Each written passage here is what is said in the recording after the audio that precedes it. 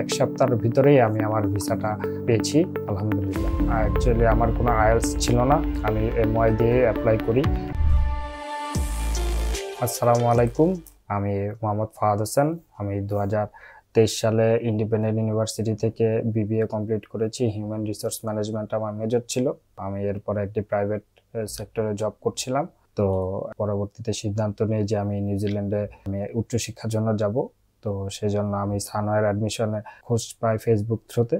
তো আমি আসাদ ভাইয়ের সাথে এসে যোগাযোগ করি এবং ভাই আমাকে বেশ কয়েকটা ইউনিভার্সিটি দেয় এবং আমি Lincoln university global marketing and ম্যানেজমেন্টে আমি অ্যাডমিশন নিই এবং তারপরে সাথে সাথে আমরা পেপার প্রসেস শুরু করি এবং আফটার 1 মাস পরে আমরা ভিসা লঞ্চিং করি।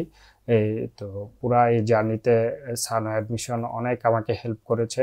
এরপরে ভিসা লঞ্চের পরে আমার আবার কিছু পেপারস ইনকোয়ারি আসে, সেটার গাইডলাইন খুব সুন্দর করে দিয়েছে। তো সাবমিট করার 1 সপ্তাহের ভিতরেই আমি আমার ভিসাটা পেয়েছি আলহামদুলিল্লাহ। অ্যাকচুয়ালি আমার কোনো আইএলটিএস ছিল না, আমি এমওয়াই দিয়ে অ্যাপ্লাই করি।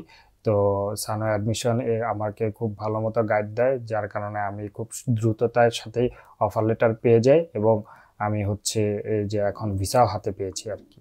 আমার ব্যাচেলারের রেজাল্ট ছিল 3.00 আউট অফ 4।